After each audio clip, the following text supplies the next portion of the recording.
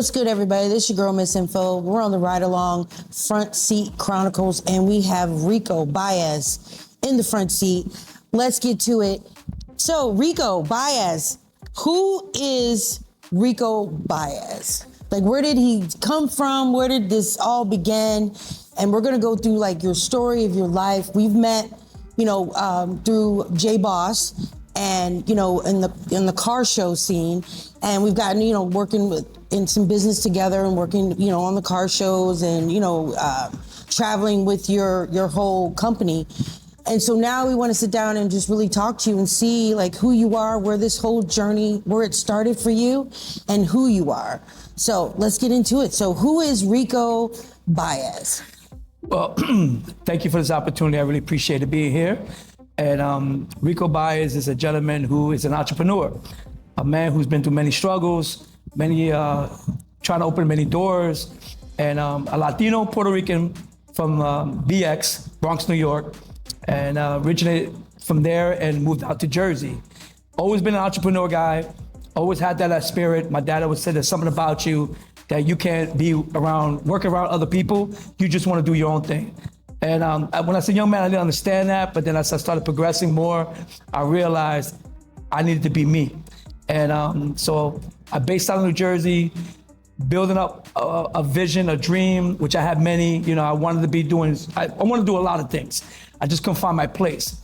And then out of nowhere, as you see, what I'm doing now is building and networking. I just love the automotive business, and I just started running with that. That's how RICO BAEZ started. Started, in Jersey, just running around the streets and trying to make things happen. And here we are, building and networking. But it started, so when you were young, because I know we discussed this earlier, like how you really got on the scene, because it started with RIX magazine. Yeah. So what inspired RIX magazine? Well, before I started RIX, I had my own computer company, and I started going into that direction for a while, but I got bored of it. Like I said, I wanted to start my own company somehow, somewhere, and that was one way moving into the direction. But then I saw something different, and I just wanted to go into a lifestyle that I always loved, and that's what we do, the streets, the creative clothing, anything that could bring people together, parties, entertainment. I just love that.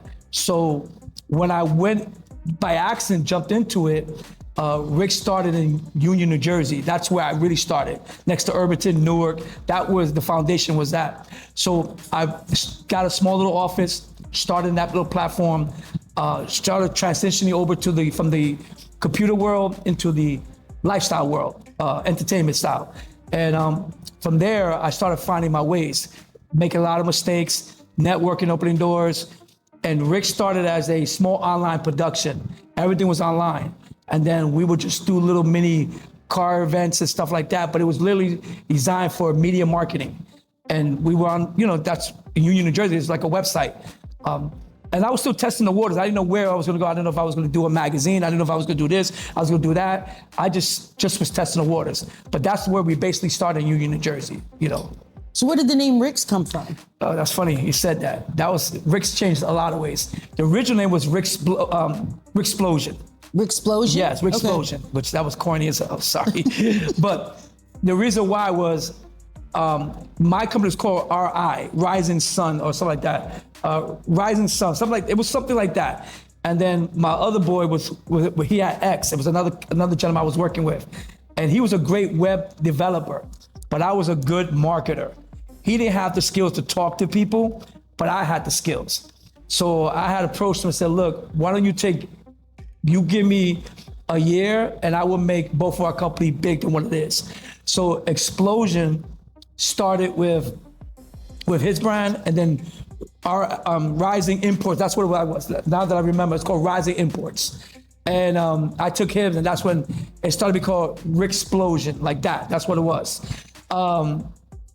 In that year and two, it started growing and developing. I started getting new opportunities. He started doing the web really quick. He started taking the vision. He was really good at that stuff. And I really was impressed with him. He actually was the cousin of DJ Envy. That was his cousin. And that's when Envy used to do a lot of mixed CDs out in the streets. Sorry, I didn't, want to put that out, but he was out in the streets too. He was hustling. We were all crossing paths. Lady L, we were all out there. We were all making moves, and that's how I came across, Rough Riders, all of us. We were all grinding. We were all doing big things. So at that time, I told him, give me a year. I'm gonna make this company big. And then within that year, I took it to another level. And RIC Explosion was blowing up. And then within the 5th year of that operation, I didn't like the name anymore. As I took it to another level, going out to SEMA, I changed the name. I literally bought him out, and I decided to call, RIX Magazine. And what that stands for was Racing Import Exotics. I changed the name because nobody understood what RIC Explosion was. I didn't even know what it was. They were like, well, what's that mean? I had no idea. I was just like, we just took the 2 names and put it together. But I needed to have a catchy name, and it was really like 5 years later in Las Vegas at SEMA, when I was sitting at the table with another big manufacturing company that wanted to advertise in the magazine or be with me. They just asked me a question like, what does RIC stand for? And right there on the spot, I just said, it stands for Racing Import Exotics. And he loved the name. He was just like, damn, that's pretty cool. And from there, I stuck with that. I was like, I ran back home to Jersey, got in the office, and said, we're changing everything. This is the new name, this is what we're doing. And from there, I just kept planting the seed, pouring water on it, try to grow it out. And, that's how it started. But it was a rough struggle to get it out there. Not bad. Nobody knew what the hell it was. They were just like, they just saw girls, cars. The lifestyle was crazy back then. In the early 2000s, it was a wild, wild west. We were just doing whatever to do to get attention. Remember, keep in mind, no Instagram. None of that stuff was there. No social media. All we had was MySpace and Facebook. Those were the 2 things that was putting us on the map. And it was chaotic back then. So I would use old school marketing. You already know we do 4x6 flyers. Mm-hmm. We were knocking on doors. Street teams. Yeah, we were just doing what we did, That was the game, And in my mind, I'm still in that same mindset. I still go out, pass out flyers. I'm an old school cat. Even though we use social media marketing, I like putting flyers on people's cars, going around passing. I let them know just to remind them, if you ever have a chance, I'm here in your back pocket. That's the way I am, That's how I do it. So let's go back to 10-year-old Rico, little Rico. Yeah. And you always knew there was something, like you said, your father said you're destined to do something different. Did you ever think that this was what it was going to be? Or did you always, I know you said you were always in the cars and kind of like the scene, but did you see yourself here? At 10 years old, I can't say no. At 10 years old, I still want to play with like the toys and maybe chase the girl in school, maybe, I don't know. But I say around 16, 17, I felt I wanted to do my own thing. That's the age when I started seeing I could do my own thing. I didn't like being told or I can't do it. That was a lot of stuff started when people told me it's not gonna happen. You ain't gonna be able to do it. Like I told my dad the first day I did it, I started my own computer company. The crazy part about it, I didn't even go to school for it. I just went into a building and I lied from the get-go. I lied so good that the man said, you were that good to lie to me and get through my door, I'm gonna hire you and I'm gonna train you. And that's how I got into the computer game. And from there, I kept taking every opportunity, every knowledge, faking the funk to open the next door. Yeah. And that's a lot of people do that now. There's people still, back then it was hard, but that game, we were all trying to get to anybody's door. But once you get it, you run with it. So I ran with that, but at the same time, I was looking at that opportunity to get to the next level. Once I built the brand of the computer industry and I sold those accounts out, I reinvested the money and went into when they told me, you can't do a magazine, I was like, what? And I remember when I started the RIX thing, it was 5 years later. And in my mind, I was saying to myself, we gotta adapt, we gotta change. Okay, we got websites, that's fine. We got this card thing going on. Because we were known as a card magazine online. That was like an Instagram thing. But I said, how am I gonna get the respect and change the game? So I went, I never knew how to do a magazine, I didn't know how to do nothing. But I told everybody, no matter what, if I'm still around, we're gonna make this happen. And I told my partner, let me do it and we're gonna make it happen. So I went and I did a little research, as hard as I could find out, and I made it happen. I found out the printing company, I got the designers, I got everybody in the office and revamp, and from there, I took off with the magazine. Once I got the magazine out, that was the game changer. That got my credibility up, that got the acknowledgement, that got me able to say, hey, we'll give RICS a chance. Now keep in mind, when the first magazine came out, I will tell you, that magazine was horrible. It was horrible. I didn't know what it was. It looked like a Playboy magazine. It was crazy because I didn't know. I put it together. But what I loved about it was when people gave me their criticism and they told me, what the hell, this is not a car magazine. This is not this.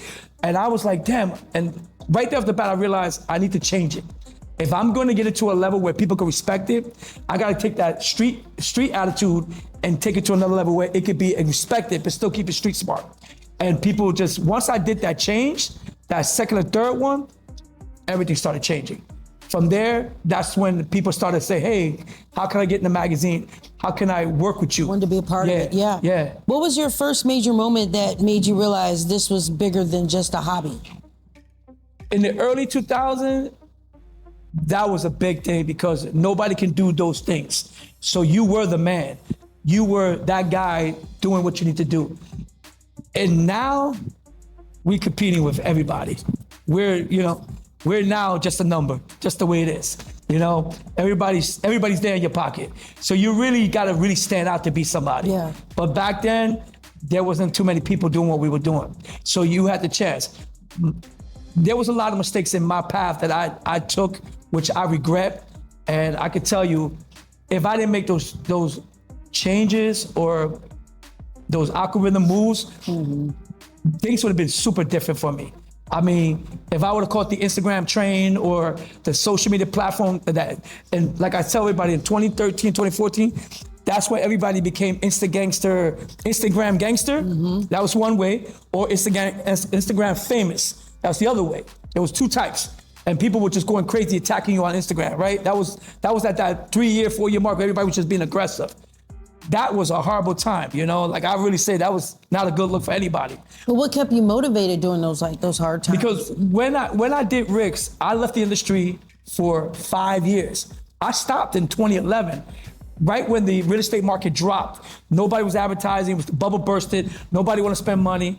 At that time, I had children that were still growing and they were going to college. And I had to think smart. And I was going through a very difficult time. I was going through a very bad divorce. She was going for everything. I keep it real with everybody. My divorce was a bad place for me mentally. Friends that you thought they were your friends were not your friends. Everybody wanted to cut throats. Everybody wanted to get to the next level. So for me, I needed to take a step back. I wasn't healthy. I wasn't thinking smart.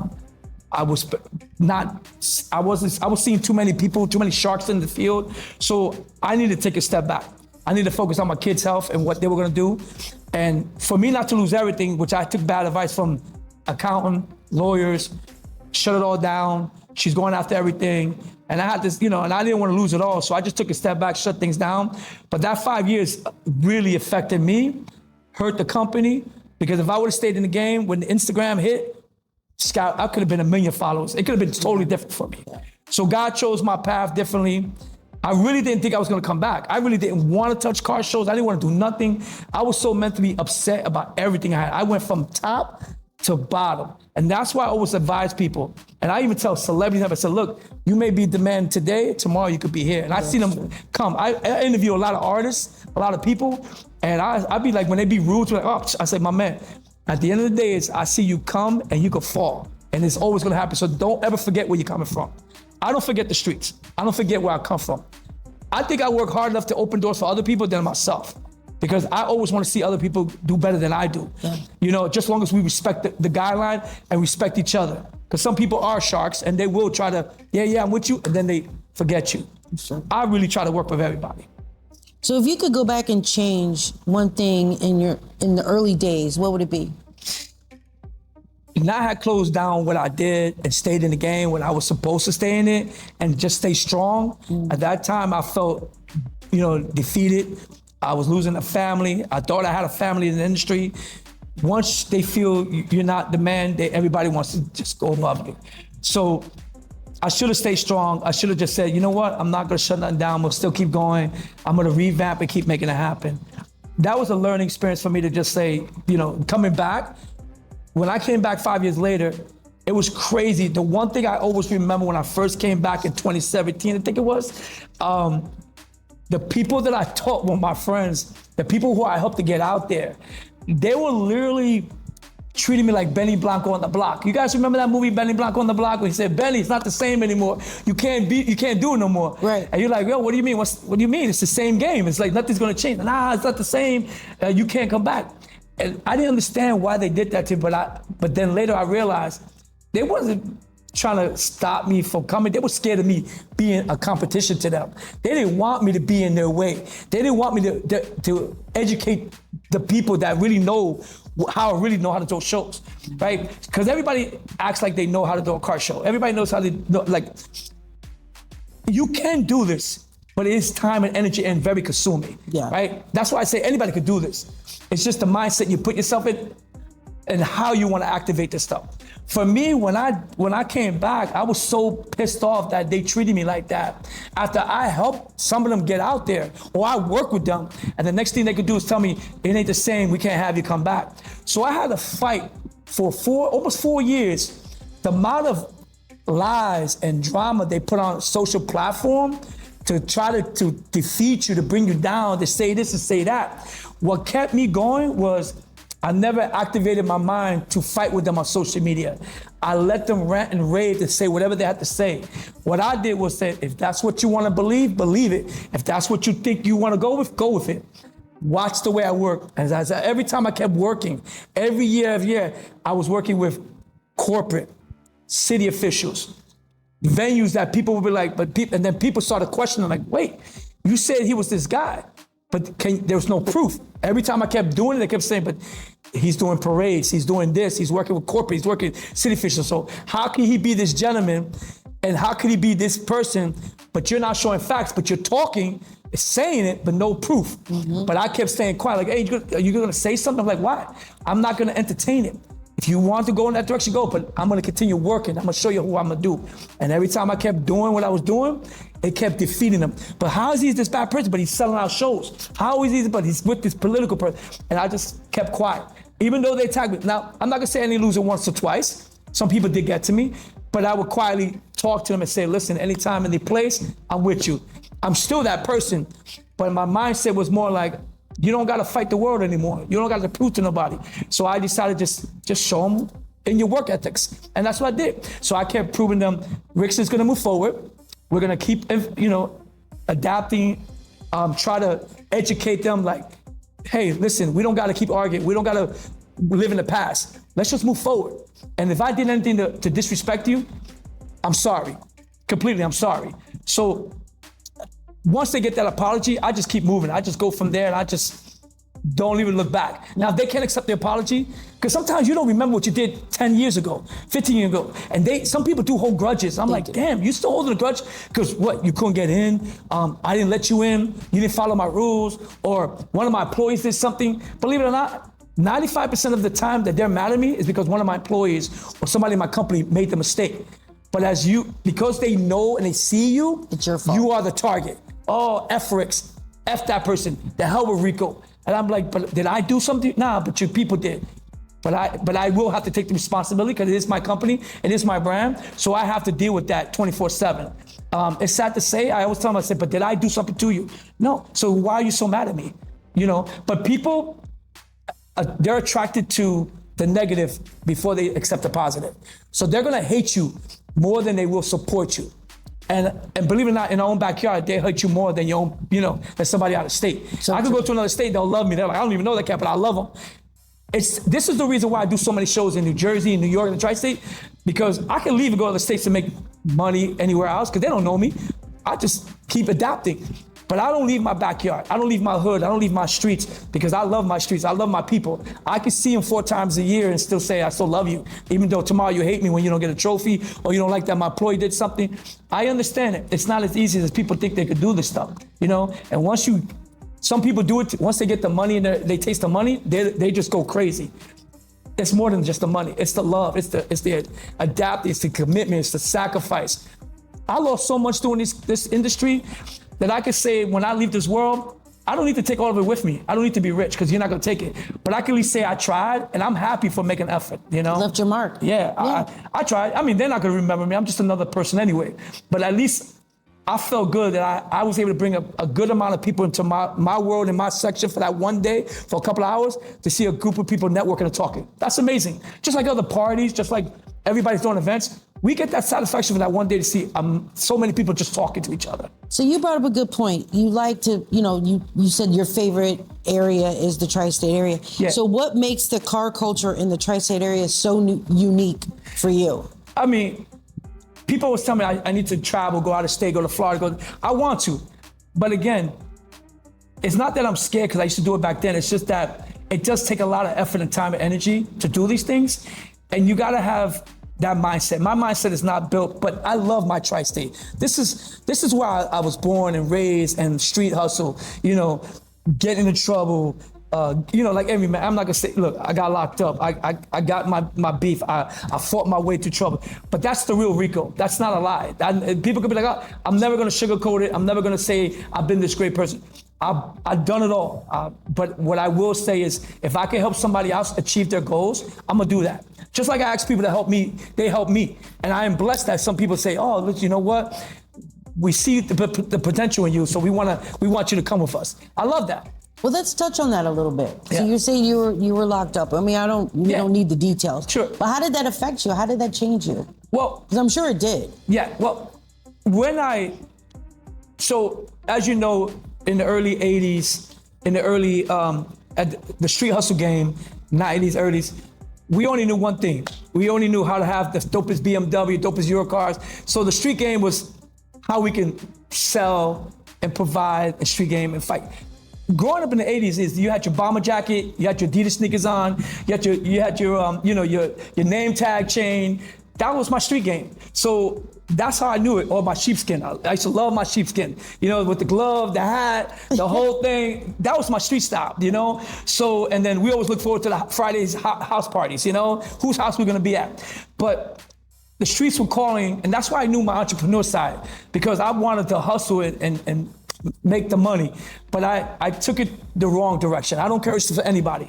Don't ever go in that direction, because as quickly you make money, as quickly you're gonna lose that money. Because it costs. When people say when crime pays, it does pay, because you got to pay for your lawyers, you got to pay for your jail time, you got to pay for crime pays. And when you say, if you don't do crime and you don't pay, that means, look, you don't pay no court, you don't pay no lawyers. That's why I tell people, you think you're out there making money, unless you're making $1 million, $2 million in that type of that's chump change. And every time I was in the streets, like, yeah, I got my runners, I got this, I thought I was that Miami Vice guy. Forget that, don't do it, do it the right way. So took that experience for being locked up, taking the guys in the streets working, all that mindset of, man, this could be a business, but let me do it the right way. And that's how I moved into it. And that's when I went to a direction, and like I said, I'm going back to the computer world. That was by accident.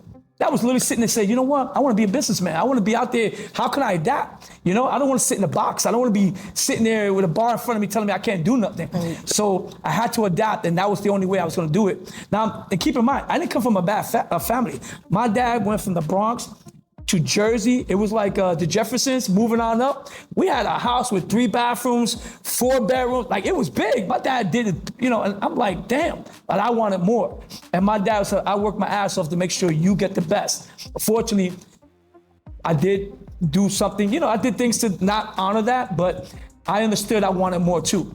So living where we was at, taking it from the streets, hustling all the time, that mindset was always, I want to do something big. So then I switched over, started the computer company, kept building that up, and then moving into what I saw. RIX so happened to be something I love so much. And I keep wondering, like, I also started another brand called Superfly.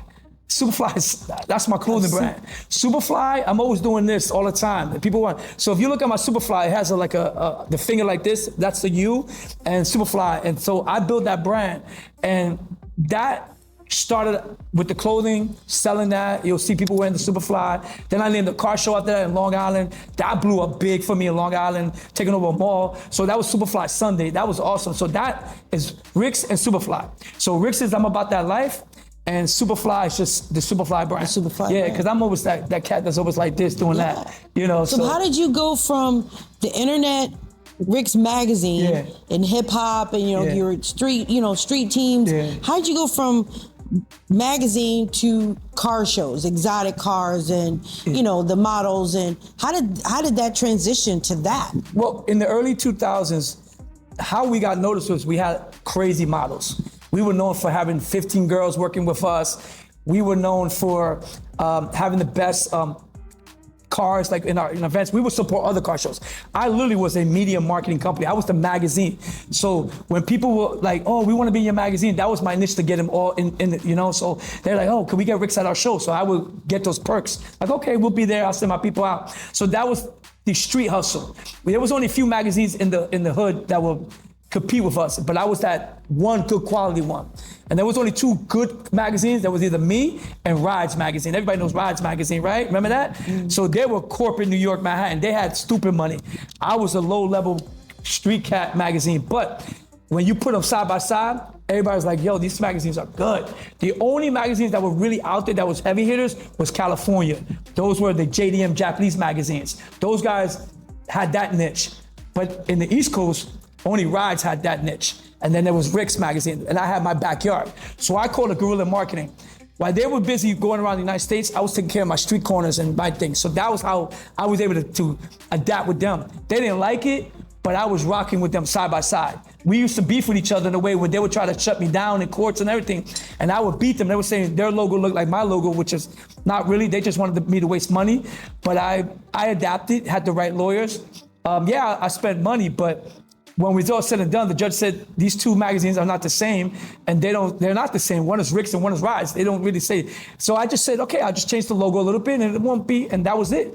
They didn't bother me, and then they left me alone. And we became cool after that. They were good people. So what separates RIX magazine from everybody else, or the Rise and the car shows that you do? Because there's a lot of car shows, different states, different cities. What separates you from them? Yeah, well, it makes you stand out. Yeah, well, back to where we started the magazine. Dub was the East Coast, Ryde was Ryde was East Coast, and Dub was West Coast. Those two were the heavy hitters. Anything under that was, like amateur guys like us. I was the one pushing to try to work my way up, but Dub magazine took me in under the umbrella and supported me, the owner of that magazine. So he will always show me love when he come to New York. But what kind of made us different and what made us uniquely better to try to adapt was to try to make myself to try to fit in with everybody else. That's what I was trying to do. I was just trying to be clean, quality, and really adapt with them, because in that industry, it was just bananas. Like you were definitely competing with something, and I spent a lot of money to try to make that magazine. What's crazy? It's harder to do a magazine now than it was back then. I was just ready to get into that. I've been working on the project. That's my next project, to get the magazine out, because we started as a magazine, but we're not a magazine anymore. Now we're just an event producing company. We host events. But I'm working to bring the magazine back. Mm-hmm. And that has taken more energy to get that done. Yeah. Because everything is moving so fast on the Instagram platform, on the social platform, that the minute we get ready to put the magazine out, the guy changed his car, the person this, person's that. Everything's changing so fast. Right. So before we used to do 6 issues a year, now we could probably maybe do 2 or 3 as collector's issues, just to support it, because everything is a 360. Everything will come back. Sure. Everything we do comes back again. It just retro sells. So I'm waiting for that magazine era, which is slowly coming back, because people do want to be written up. You can only do so much on Instagram and write about it or talk about it. But on the paper, it's good to kind of read it, put it on the wall, put it in the frame, and feel blessed that you were talked about. So hopefully, I am slowly bringing it back, and I'm slowly working on that. That's my passion, to bring the magazine back. But for you, what makes good content? So, because now, like you said, everything's social media, and we have to everybody wants to go viral. So for you, now that you're really, you're focusing on events, I know you want to bring back the magazine, but for content-wise, like for you, what do you need to have that's going to be featured, and what's going to make content in the magazine versus social media? Well, the cool thing about it is, look, you have videos on social platform, right? That's going viral, absolutely. But you can't really put it in your back pocket. You can't always put it on your screen all the time, because then you got to constantly show it. But when you have a magazine, you can actually put that on the wall. You can always pass that wall and see your picture of yourself or being written up on. That's still going to hold value. That's like a big picture frame forever.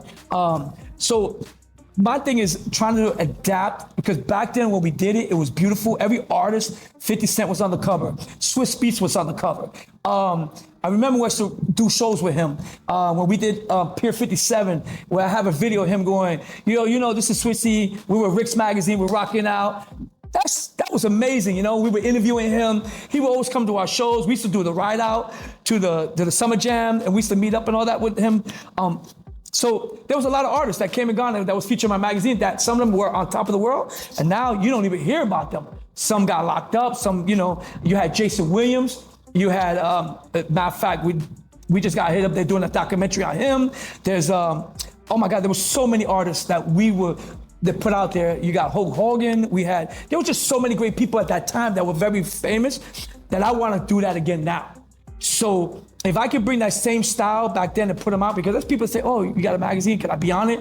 And I see the reaction of it. So they definitely are getting over the Instagram. They're like, oh yeah, I've been done that, but let's get back to the paper.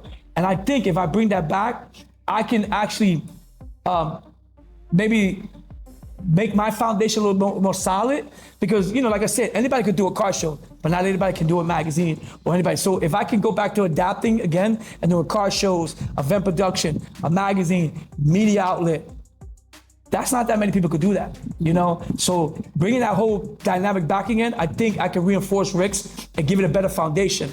And I think I will be in a place where I will secure at least more opportunities for me. And that's what I want. I'm hoping to open more doors for other people, but I gotta fight hard to get to those doors that I need to do, pretty much. So what's more valuable to you? Followers, engagement, subscriptions, Well, back then, the same thing. We would have subscriptions, and a lot of them were guys from jail.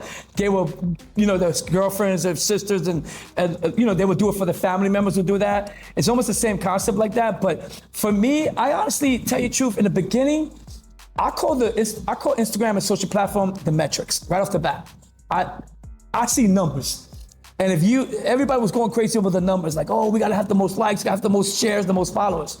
In my mind, I was like, damn, we're beating ourselves over that. And I get it, we're being programmed for that. So I was like, you know what, I'm cool. I don't need 5,000 people. Well, I get it anyway, sometimes, give or take, but not always you need that many people to have a good show. So I'm like, listen, if I have 50,000, 2,000, I'm okay with that.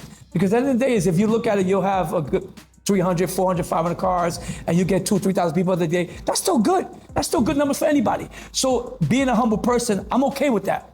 Some people are like, oh, I gotta have 1,000. I mean, I've done 1,000 cars before in the past, and I've done a high numbers, but I always treat this industry like the stock market.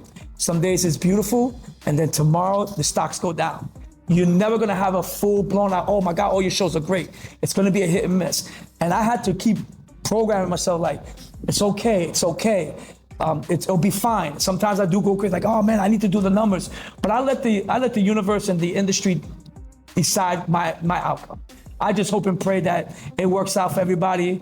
So my shows have been very successful. I put my life and soul into them. And I hope when people leave there, they like what they see. Have you ever had an event just fall apart completely? And I'm not talking about rain, just fall apart. You know what? I can't say no. I can't say yes, hiccups. I can say some problems. Oh yeah, you know what? I did have one that came across. What happened? In 2023.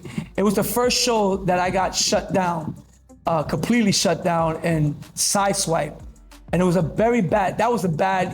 another bad year of my life that I could say, besides my divorce in 2011 and all that crazy stuff, it was another issue in my life that I was surrounding myself with bad people. People that I should never have put myself in. My company went through a lot of changes. A lot of people that were with me by my side left because I allowed other people to infiltrate and to destroy the mindset of the brand. So with that said, I literally just was like, it was a bad year for me for everything. I felt like I was going backwards. Yeah. And that was one crazy year, but a good thing I felt back was I had a very special person in my life to keep me going. And she is the reason why I'm still here and why I'm still going.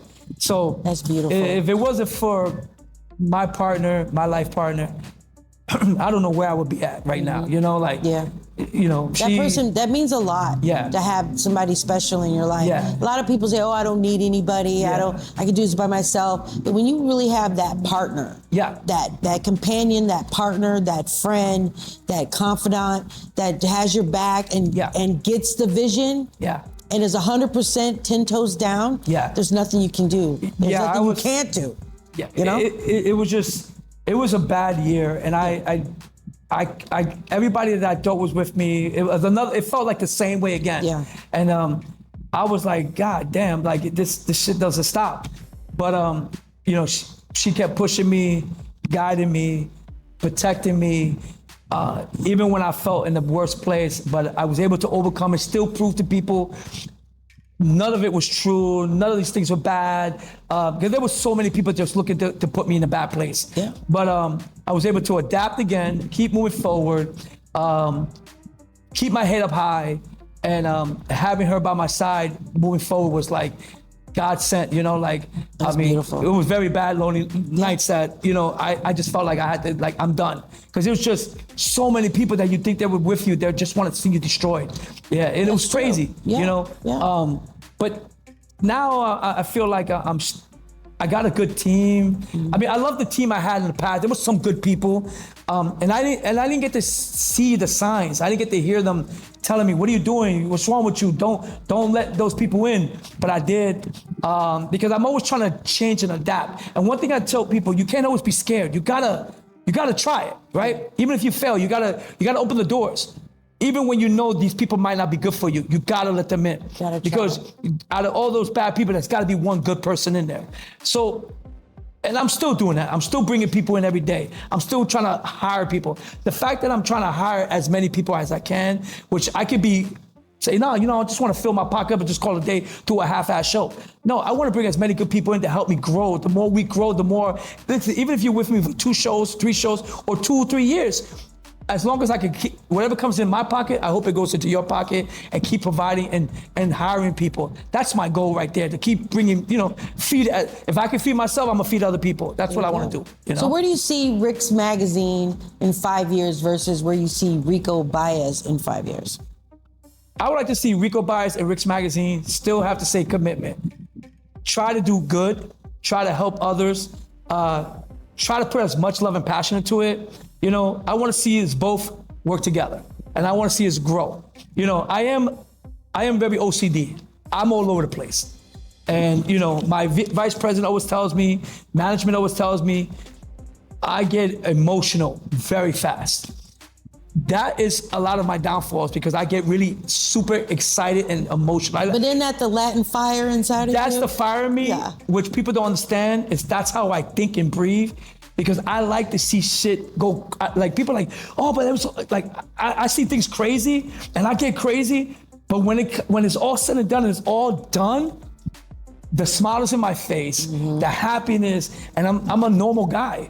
But when it's all chaotic and I don't see things going, I have to yell, scream, and holler like a little kid and everything. But that's me, because I know everybody wants to see, like, oh, he's gonna fail. But I'm like, let's go. And the next thing you know, it's done. It's like, wow, damn, this shit is dope. It's happened. Yeah. That's how I am. Like Beach Bash, March Madness, Tokyo Meet. I'm chaotic. I'm screaming. I'm hollering. You don't belong here. But in the end, I'm like, oh man, it's okay now. We're good. Like, you know, some people may not like the way I am, but they should know it's because I love what I'm doing. Yeah. You know, it's not intentionally be yelling. It's because I have so many eyes on me that they just want to see me. I'm not saying they all do, but some do want to see me make mistakes. They do. You know, believe it, they come in there just to go back and talk shit. That's what they do. Oh yeah, I'm there. I'll let them in, and then tomorrow like, oh, F that show. Oh, that show was whack. And I'm like, damn, didn't you just beg me to get in? And then now you're talking bad about it. But you were begging to get in, but now you want to say things bad about it. That's the ones that I try to avoid. But in my heart, I always let them in, because they always keep begging, oh, can I come in your show? I'm sorry, I should have registered. It's like, you should have did that from the get-go. Why you wait till last minute? But they followed the hype. This is a hype game. And wherever they see people going, they want to be a part of that. That's so true. Right? So I don't like creating fake hype. I like to give them a show. But that's what the metrics created for us. You got to hype it up for them to follow it. I mean, I've been to your shows, and you're on 100 the whole entire time, all day, but it works, and you create such an like amazing atmosphere. The vibe in the atmosphere. I've never seen anybody like get upset with anybody else. Everybody's getting along. Everybody's enjoying each other's cars or showing it off, and everybody feels so good. Like the energy is on 10, and that's because you and your team and what you guys have created. And everybody's so friendly. You know, the people that greet you, that come in, I watch them greet everybody else with the exact same smile and energy. And I think that has a lot to do with why you are successful and why your team likes working with you. I appreciate my team. I really do. I think sometimes they think I don't appreciate them, but I do, and I do thank them, everything. I do drive them crazy. They know when I get crazy and get mad, you know, because I feel like I still have to do everything in the operation, which I shouldn't have to. And I always tell my team, listen, guys, you've been with me a certain amount of time. You should know your place. You know what you do. Think of it as your day job, and this is your part-time job. Just come in, do your job, and get out. That's what I'm asking you. And if you can't do that, then don't come here, because I need good people. I don't need it as a hangout. And I tell them, at the end of the day, I pay you for your time. So come in and do your time. I love you. And I want them to have that real mentality. So one day when they become entrepreneurs, they can have that same concept. They can all grow. Because I want people to be successful. Yeah. And then not just with me, but whatever they learn with me and they go to their day job, take that same mindset. Yeah. Go to work, do your thing, you get out. You know, so bring that same level to me, and the same way you take it to anywhere else. I want you to have the same confidence, the same motivation, the same way to greet. Because if one day you decide to become your own entrepreneur, or go to a job where they need that same educational vibe, you have that in your mind. So have that good energy with them. You know, so I'm the only one allowed to get crazy. I'm the only one allowed to scream and holler, because I'm the one that have to deal with all the repercussion of people telling me, oh, I don't like this, I don't like that, I don't like what's going on. And I tell my employees, please be mindful. You guys can go home and put your head to the pillow and go to sleep and forget everything. I have to still deal with the backlash. I hate RICO, I hate the show, it's because you guys messed up and now I gotta fix it. And that's not fair to me. But I understand some of them may not take it that seriously. Some might take it seriously. Like, oh, I love my job. I want to make sure we go.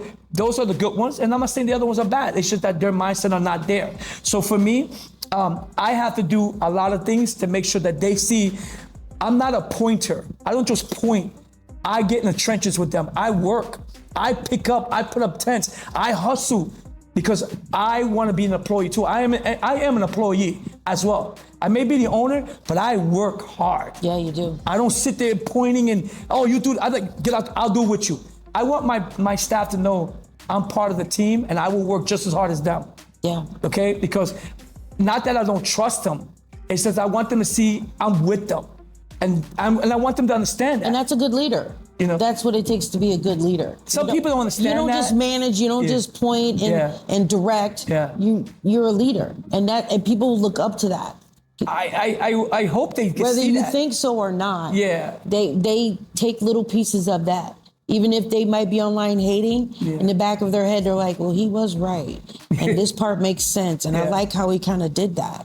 You know, they might not like your method or whatever way you said it. Yeah. But in the back of their minds are like, I need to do it like that. It's funny you said that, because a lot of people, and my vice president always tells me, you have to execute the way you speak to people and talk to them. It's like, in my mind, I think I'm trying to, but the way I come out, I'm moving so fast that I can't always get it right. And I tell him, I said, you know what's crazy? One of my managers, one thing about him, he understands my craziness, my mindset. So he's like, look, you gotta understand, Rico, this is just the way, you just gotta take a step back and just let him flow. Once you see how he works, you'll get it. He's not yelling at you. He's yelling to get things done, and he's yelling at himself. He gets it. He always tells everybody, this is just Rico. You just gotta just listen and just make it happen. Yeah. And it's not that, it's just that I'm so worried to disappoint people. I'm so worried to not give them what they pay for, that I want them to be happy. Even if it's not 100% perfect, I want them to see the efforts. So, you know, when my team in the front gate, because it takes a team to make it happen. I remember it used to be 3, 4, 5. Now I got 10, 20 people working for me, because It has to. You have to. So people are like, oh man, you must be rich. I'm like, money comes in, money come out. It's a business. I got payroll. I got venues to pay. I got insurance. I got this. I got that. It's a constant coming in and out. It's not I want to be a rich man here. I mean, look, we all want that. But it is a company that makes money and it also has expenses and it has payroll. I have to hire people to make things move smoothly. Why? Because my credibility and the relationship with the venues, they want to see a smooth transition. They want to know that we have a team. They want to know it can be managed. So my resume has to grow. And I need to show that any venue that I acquire, that I have the proper people to make it happen, right? Because I'm looking at long-term. I'm not looking at short-term relationships. And my long-term is to show them I am that guy that can give you a show, you know? So we are a company. We're not a car club. We are a company that provides a service, and we want to give them something that they could come out with their family, friends to enjoy the day. Now, there's a million car shows. There's a million of this. There's a million of that. There's too many out there of this stuff. But just like everything else, we just have to keep adapting, you know? That's what I'm doing, just trying to adapt and survive.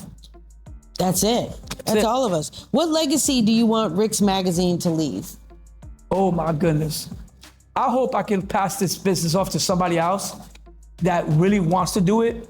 I hope that that somebody that loves this car industry, this automotive world, that see it as the passion to keep it going, not chase the money, not, oh my God, look at all this money. I hope they have the foundation of that. I hope they think of that. And if that's the legacy I want them to be like, damn, you know, because I remember when I left the industry in 2011, from that gap that I left open brought a lot of extra other promoters that came in.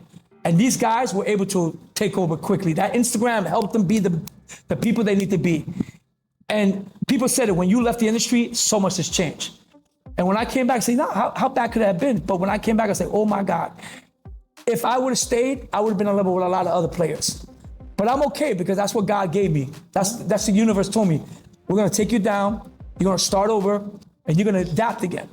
Yes, it was a lot harder, very hard. I say to myself, damn, did I deserve this? But that's what it was diced, that's what it was rolled to me. I had to really learn to adapt. So here I am. I don't have a lot of followers, but I have enough to say I'm gaining their trust and their loyalty to say, let's give RIX a chance.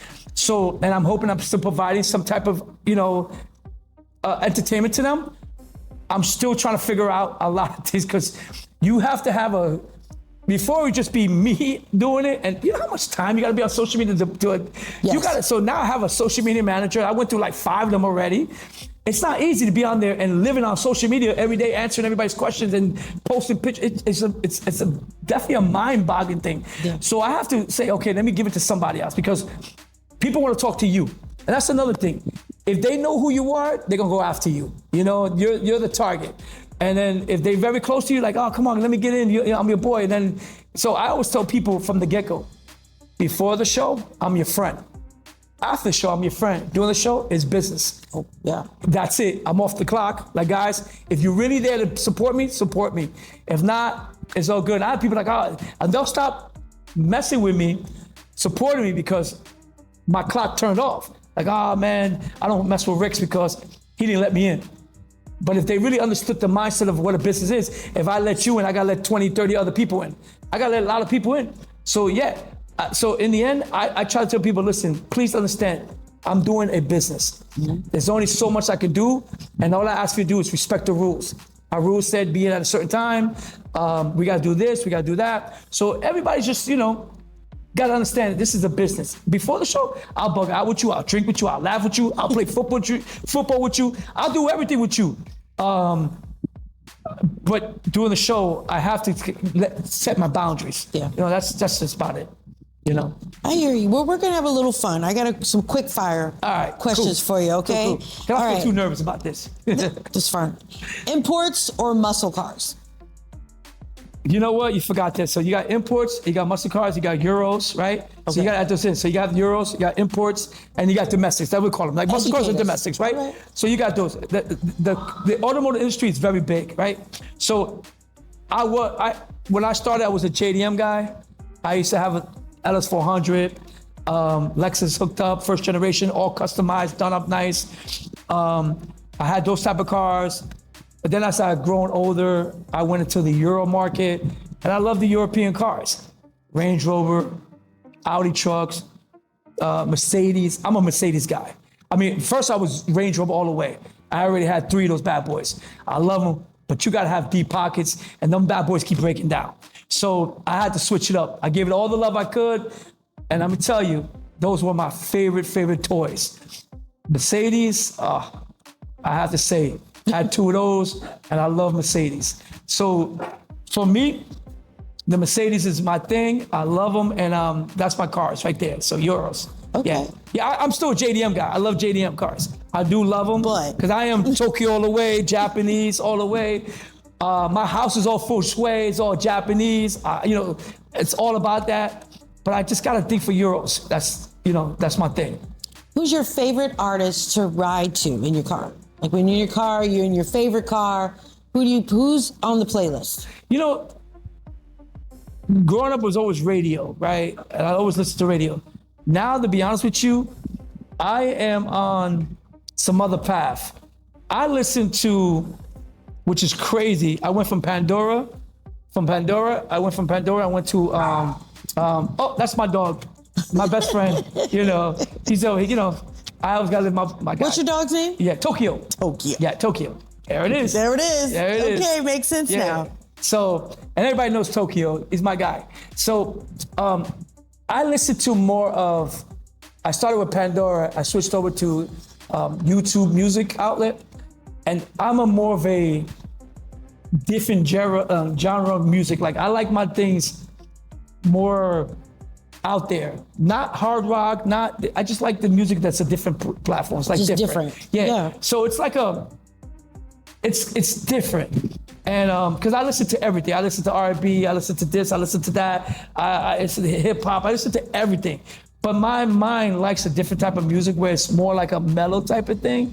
But it's so cool that I vibe to that. Like, I forgot what they call it, but I listen to that all the time. So You're, what they call it, eclectic. Yeah, that's what I do. Yeah. And YouTube provides that. They do. So I don't listen to any more radio stations anymore. Yeah. So YouTube gives me that music that you won't hear on the radio stations. And I love that. I'm clocking on that. That's my thing. What's your favorite city for car culture?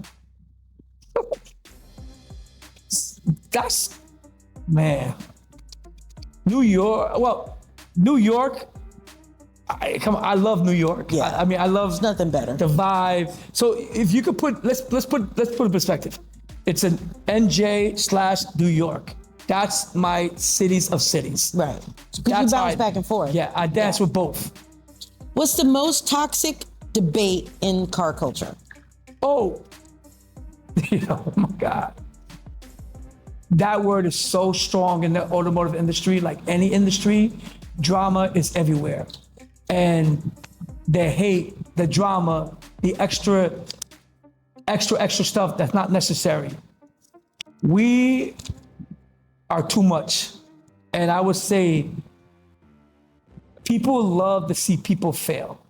That's the drama.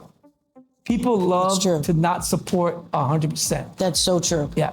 The industry has a big pie and it's cut up in pieces. And you have to find your spot. So you have your JDMs, you have your domestics, you have your Euros, and then you have your Jeeps, your trucks, and then you have your motorcycles, and everybody's fighting for that space. It's hard to get everybody together. I am super lucky out of all my shows that I'm able to bring them all in together. Instead of being one JDM market, just JDM and excluding other people, which I don't like, I like to have a world of everybody. Lowriders, trucks and Jeeps, motorcycles, JDMs, domestics. I want to have them all because I don't discriminate on anybody. I love automotive cars. Yeah. So if I can have them all there and I can see them all in one place, then that's the place to be at. When I go to some shows and you be like, damn, that's it? That's all I'm looking at? I feel like, but there's more to it. Yes. But that's the way the promoter wants it. That's how he wants his venue. I can't knock it, but every person is different, how they want to promote themselves. They may just want to be exclusive to one culture, and that's cool. That's what they want. I don't like it. I want them all. You want everything. I want everything there. Because at the Beach Bash, you had everything. I have everything. There People was love Hummers, that. there was three-wheelers, there was everything. Everything. And that's four-wheelers and bikes and... That's the game that I want. I even saw the little kids in their little remote control in the car competing. They had their own little tent. Yes. I was like, listen, he's got it all here. That's the goal I want. That's what RIC stands for. Yeah. You know? Okay. And it stands for trying to bring the community together. So I've been fighting for that. It's not as easy as people think.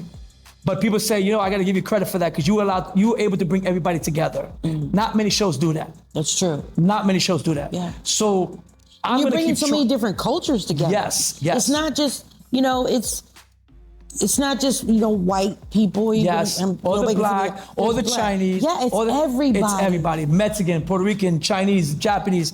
Every culture I want to bring in. Middle Eastern. That's right. I've met Middle Eastern people at your bash. I want that. Car show. So if I can continue bringing that flavor with my team and our people, and this is why it's not so easy when you see my shows. They're like, oh, why it take so long?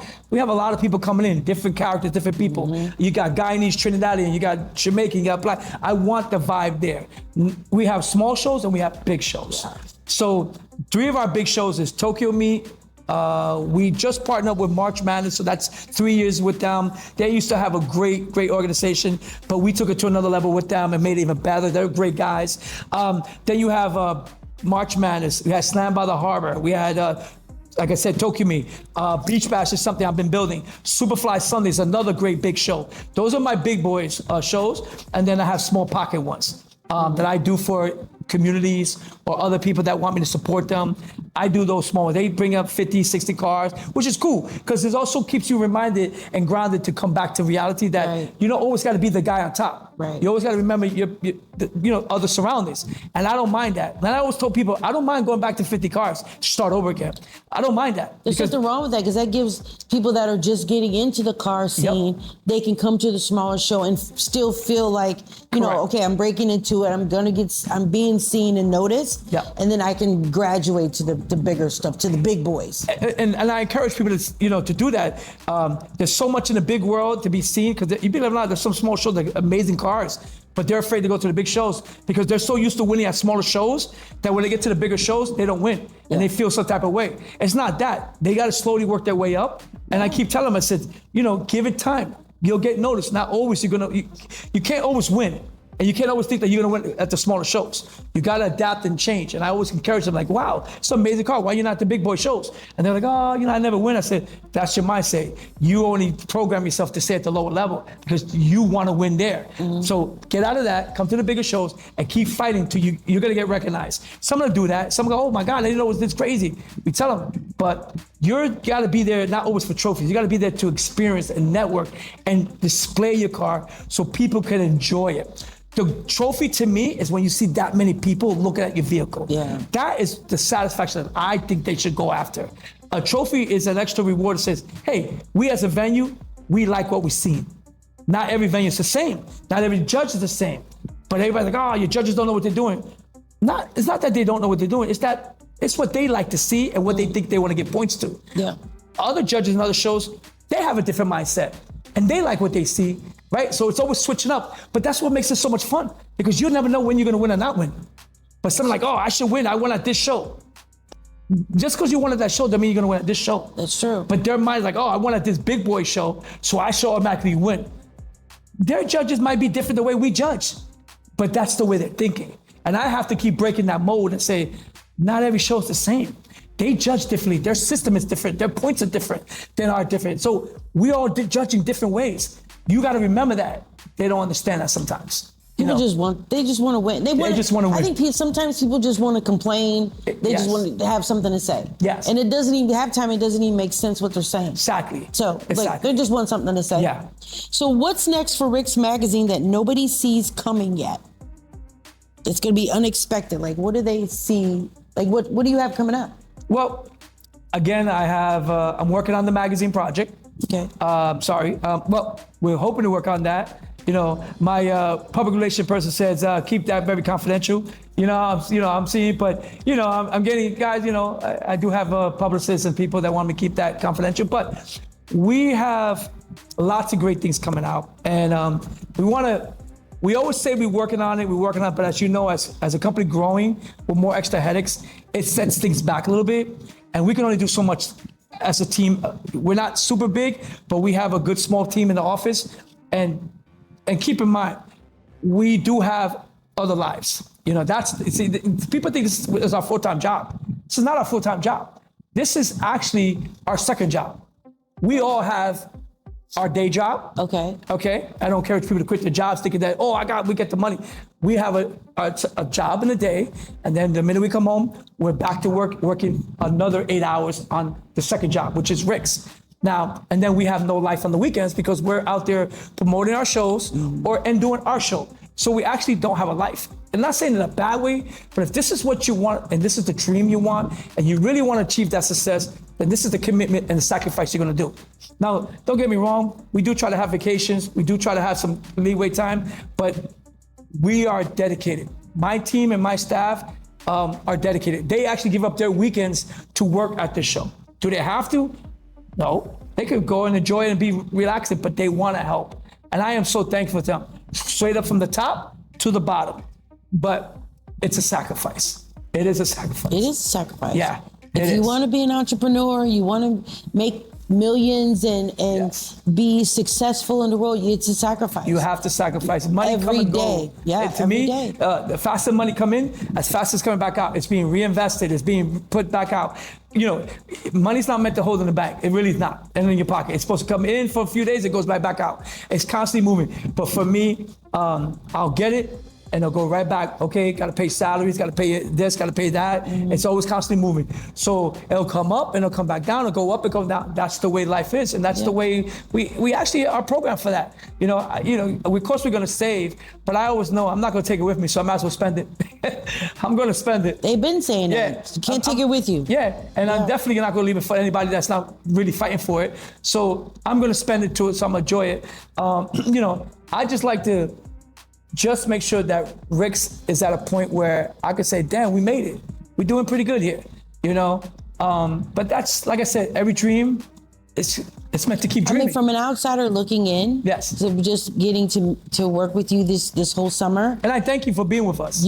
I think you're doing an amazing job. Thank you. Listen, I've been, every show that I've attended, it's more than what the last show was, and it's bigger than the last show, and it's more, you know, extravagant and things that you're doing. There's always some new toy that you're bringing to the show. Yes. You know, the one show you had the robot and that was dancing and, you know, so there's always something that, wait till you see Tokyo Me when I'm going to give you that. That's what I'm saying. You're going to be blown away with that one. I'm excited for that one. You're going to be like, no way. I was like, I got to get some toys and bring with us. So you're going to have to, because it's a nighttime show. Okay. So your booth has to be lit up, you know? So I need lights now? We're underground in the garage, which is underground. That's dope. You want to bring your lights. You want to make it really cool. You want to get that real Tokyo vibe. Okay. You want to have that Fast and Furious movie vibe where everybody's chilling, having a party inside. Right. So you want to have that whole little lighting setup, and you want to be cool about it. You want to be really like light it up. You know, you want to have some fun. You want to have, you know, so if you can get some nice cars with some lit up, you know, put the lights on and everything, because that's what it's all about. It's an underground movement. It's a party. It's a feel. It's going to be amazing. That's September 6th, right? That's September 6th. Now, you missed many Tokyo Me shows. Oh, yeah. You didn't do last year. This will be my first one. This year's you've been your first rodeo with me rocking out, right? Yeah. And you've been very successful with us, and you're like networking and building. But if you were at many other Tokyo Meets, you'd be like, no way. Like, they're super big. And so, like, we only done 2 in the daytime, which we call them the Rising Sun, and the Autumn has always been at nighttime. And they've always been a party. So it's crazy. Now, what about the event, the Cars and Cannabis one? Well, that's in October. Cars and Cannabis? And we did the Cars and Cannabis you did that one. That was a one-off testing pilot thing. Okay. And that was at night too, but that was just a test pilot thing. It went so well that I encouraged my partner to say, you know what? Let's try it again. Let's take it to another level. It was that crazy. So we went to we're in Atlantic City, October 17th, on top of Tokyo Me, another night event. And that's going to be another bananas one. That's going to be, I'm telling you, that's going to be crazy. It's a party. We're supposed to be there too. I'm looking forward to this. That was going to be another big party there. So I'm going to give you 2 big parties. I'm going to give you something that's going to be amazing. So we're gonna be able to go north to have a party up there. We're gonna go south to have another party. So if you can't be either one of them, either one is gonna give you the same vibes. Yeah. You know, you're gonna get that Japanese vibes, and then we're gonna give you that I feel good vibes. Yeah, in Atlantic party City. vibe. Yeah, having a good time. Yeah. What message do you want to leave for everyone supporting RIX Magazine and the culture? What message? The message is, if you have a dream, it could be any dream, just don't give up, keep fighting, find the right partner that will be there by your side. And not, look, some of you don't need a partner. I have a great partner that will fight, will argue, but we're there for each other. We make it happen. We'll sweat and argue all day and night, stay up all day. But when we shows on, man, we make it happen, you know? But we do sacrifice, but find the person, a friend, a family that can support you. Because it is very hard to do it by yourself. It really is. And if you can have that little extra support, a father, mother, there's many people like that out there that I have seen. A few people that have their family support, which I'm impressed. I'm like, wow, I wish I had that, you know? But I'm thankful to have my partner to be with me, to help me. So, you know, I would want to tell you, don't give up, man. Just find the people that's there with you and keep fighting hard. And what makes you happy makes you happy. This is not for everybody. You will sacrifice a lot. Keep in mind, I lost family, I lost friends, I lost everything, and I came back. If you're willing to go through all that, God bless you, then your dreams are gonna happen, or may not happen, I can't tell you. I don't know when the universe and God's gonna say, you did it, I don't know. It's like a record deal, like you're an artist. It takes people 17, 20, 30 years before they hit big, right? An artist be like, oh, I've been doing this since I was 5 years old. And they don't hit till they're 25, 30 years old, right? So true. So I might be in my 60s or 70s when I say, oh shit, I did it. I don't know. It might not happen because the industry changed so much every day, every time. By the time I'm catching up, there's another new player in the block. There's always a new player, another person that wants to do this. There's too many of us in the industry. I have been thinking and adapting and moving in different directions. RIX is moving in different areas. RIX is adapting to different things. It's not just going to do car shows. It's going to do other things. It's working on other projects. You know, RIX will move into other places. You know, that's why we have Superfly and that's why we have RIX, because RIX is the automotive industry and it is a media outlet. It is designed as a magazine to talk about things. There's so much. That's why we want to bring the magazine out, because I can move in different places. I can focus on artist performances, which we've done. I can focus on technology, which we've done. I can focus on automobiles, as we've done. I can talk about everything. That's why I want to go back into the media magazine, because I could be everywhere, not just car shows. Right. So I'm limiting myself with that project. But once I get the other back thing, then I can expand. But Superfly is another way to be partners with RIX to open up more doors.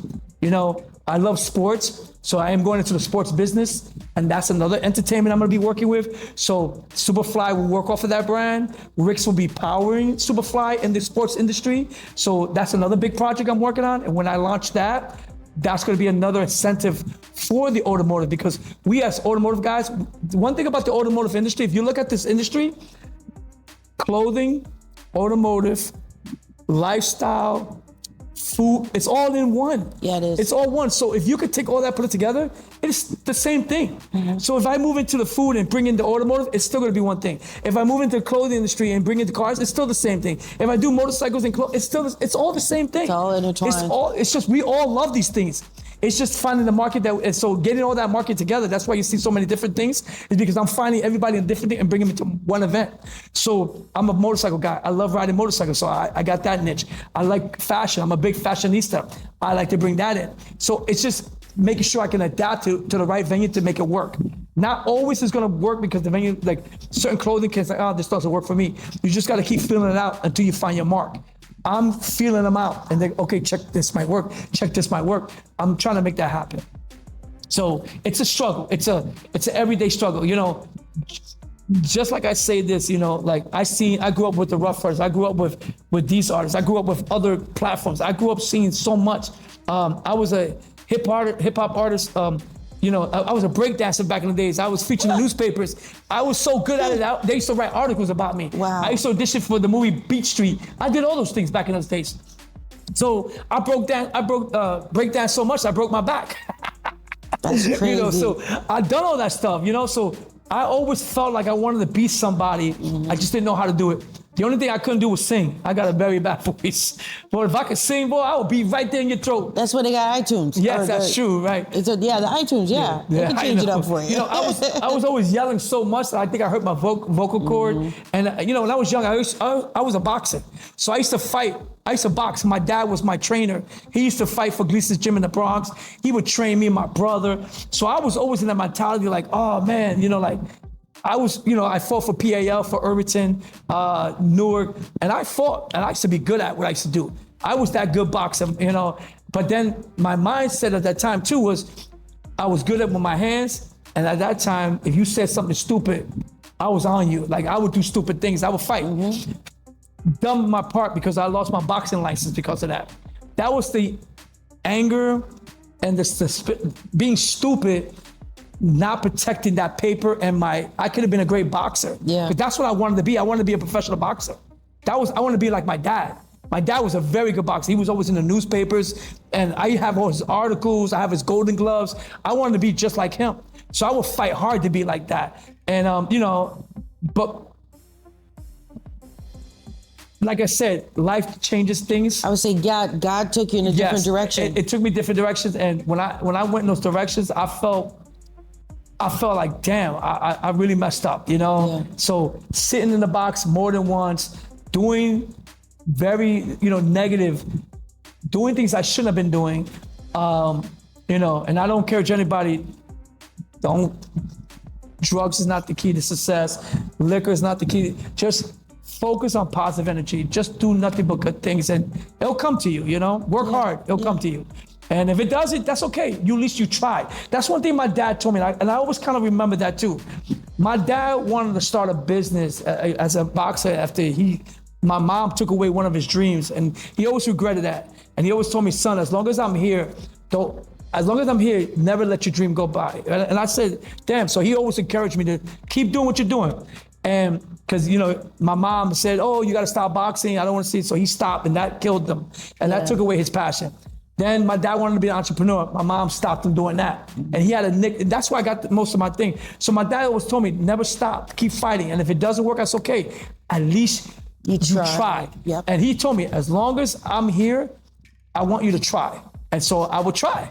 And that's how I would keep doing it. And I would fail, start again, fail, start again, fail, try different companies. I think I tried so many opportunities. I mean, I've done it all. Yeah. And it's crazy how I went from a computer guy, I don't know how that happened. And here you are. And here I am to do an entertainer guy. Yeah. To, man, I've done so much breakdance. I've done everything. I tried to get into movies. Yeah. I've done it all, And I also was a bad guy. I would always be fighting in the streets. I got locked up.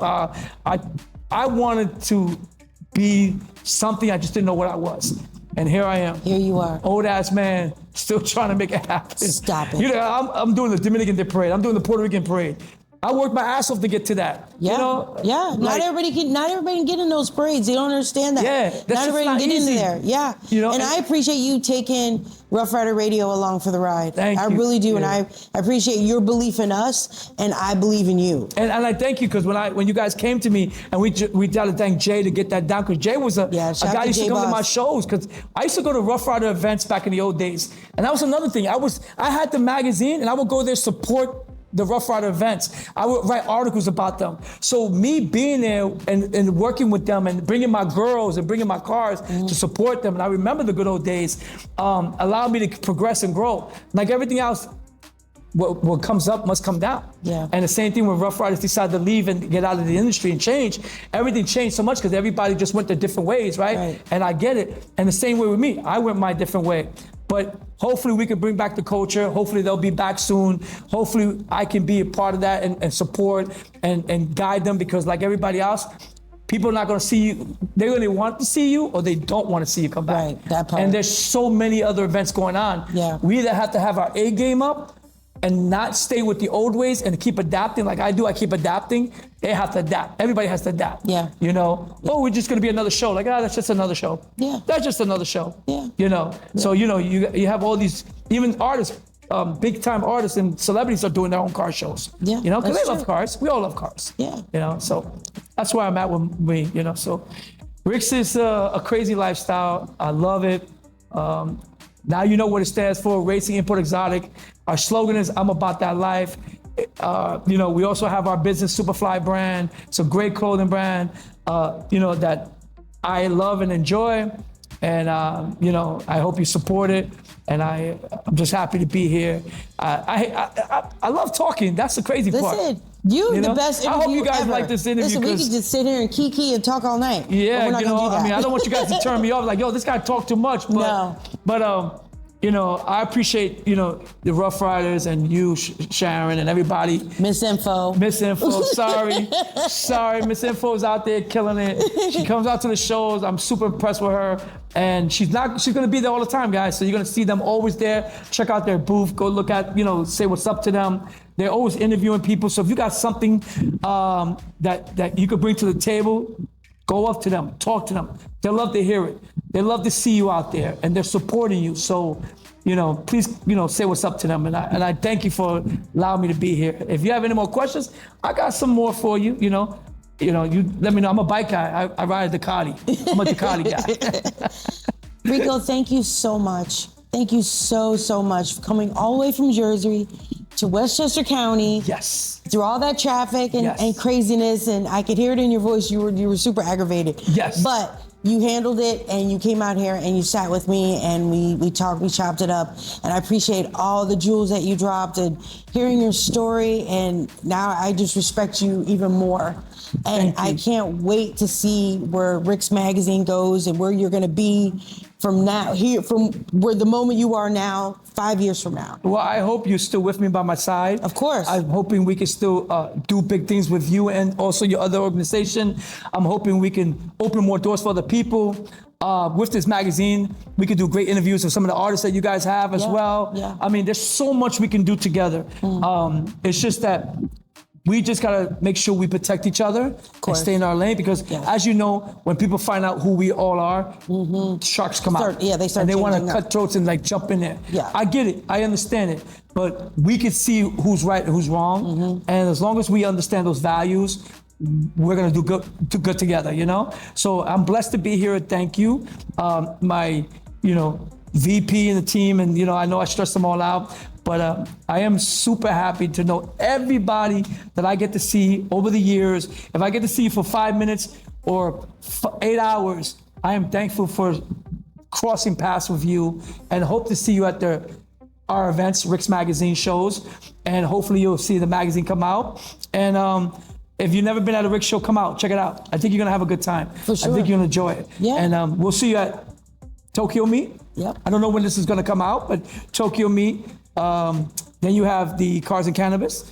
And then there's other shows that we have. We have small shows. That, Oh, you know, the event at PNC Stadium. yes, we have one in Pennsylvania in October as well. End of October, yeah. You know, and the crazy part is we have smaller shows too in New York and area. We have one in Brooklyn at the NYDI College that we show love to a lot. That's coming up too as well. We raise money for scholarships funds for them, so please come out to support that. We also got invited to another show that's here in New York that's coming up with the NYPD that asked us to be a part of it. We also do book bag car meets. We raise money for that too as well. We give out book bags for the kids in the Bronx. So we're also, besides doing our shows, we're out there doing community events. We're out there supporting smaller events to make sure that we're giving back to the community. So it's not always about chasing the money, it's always about making sure that we give back to the community. We're opening doors for others. We're aspiring and pushing others because 95% we all love our cars. Like, cars is who makes us who we are, right? You got your nice shoes, nice watch, you got your nice gear, but at the end, you got to put that all together with a nice car. And that's what we love the most, is our car. So and then, you know, you got your house, but 95% of it is the car. Yeah. So people are gonna say, what kind of car you drive? Like, damn, you know? Then we go to Mercedes, BMW, Japanese car, whatever it is. And then he goes, well, where do you live? Now, sometimes you want to tell them where you live and sometimes you don't. But the car is where most of the focus is in that conversation. Yeah. So, and people always ask me, what do you drive, Rico? I'm like, do you think I drive? I drive a normal car like anybody else. Right. You know, I like to see your car, you know, because these guys put a lot of work into their cars. They do. And I love it. Beautiful. And that's why I do what I do, because I like to see their cars. Sometimes they're walking around, it's crazy, and I go, and I don't really get a chance to look at them, but in my mind, in the corner, I see it, I go, oh my God, what a beautiful car. I get it, but I love that passion they do. And I do appreciate them, you know, but we also got to understand, not everybody has to be mean to each other. Like, oh, my car is better. That's a crappy car. You know, everybody has their way of working on their cars, and we have to respect that, you know? Yeah. And I just tell people, when you come to my show, just be kind, be mindful, respect each other, and enjoy the day. Educate others, network, build friendship. That's what I want you. That's why you're at my events. Other shows, that's up to you. But when you come to my show, come to have fun. That's I what like that. Well, we're going to leave it on that note, because Okay. that's a good place to leave it right there. Yes. Have fun. All Yes. right. This is your girl, Miss Info. We're on the Ride Along Front Seat Chronicles with RICO BAEZ from RIX Magazine, the CEO of RIX Magazine. Y'all make sure y'all keep it locked. Make sure you check him out and get to one of those car shows. Any event that he's doing, it's going to be lit no matter what. And thank you again so much for coming through. We appreciate your time, your energy, and everything that you've given back to the community. Yes. And hopefully the community will keep giving back to you and showing you that love. Thank you. And if you want to know who our Instagram is, RIX_magazine. It might see it up on the screen on the bottom here, maybe, or maybe on top, or maybe on the side. I don't know. It's up to them. But you can also check us out on the website, www.rixmag.com. And all the information will be there. Our tour schedule on Instagram. Twitter's the same way. Facebook is the same way, RIX_magazine. So you'll catch us on the social platform. And our YouTube is RIX Magazine as well. So we love to see you, and we hope to, and thank you so much for this great connect with the world and That's everybody. beautiful. Thank you. And driving out this car, we rocking. It's the Ride Along. You know how we do it. We always turning corners. Make sure y'all keep it locked. RIX Magazine. Shout out to RICO BAEZ. Y'all better know. It's a wrap. Superfly.